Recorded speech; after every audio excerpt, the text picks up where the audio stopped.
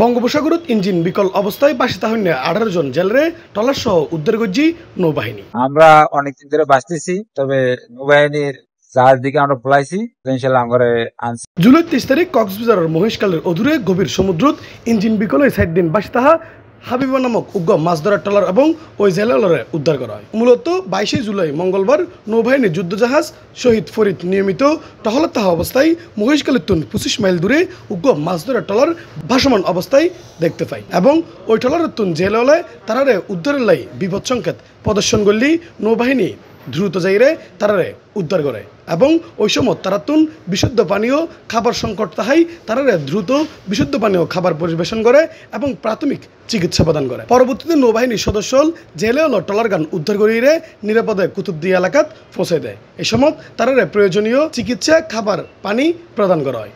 টলার তাহা 18 জন জেলে বর্তমানে সুস্থ আছে বলে জানাই বাংলাদেশ নৌবাহিনী। অসহায় জেলেরা তার পরিবারের হাতে ফিরে দেওয়াই বাংলাদেশ নৌবাহিনীর কাছে আন্তরিকভাবে কৃতজ্ঞতা প্রকাশ করে। নৌ সদস্য হলে জানিত পারে দুর্ঘটনা কবলিত টলার গান ভোলা জেলার মনপুরা এলাকাতুন মাছ শিকারের উদ্দেশ্যে সমুদ্র গমন করছিল।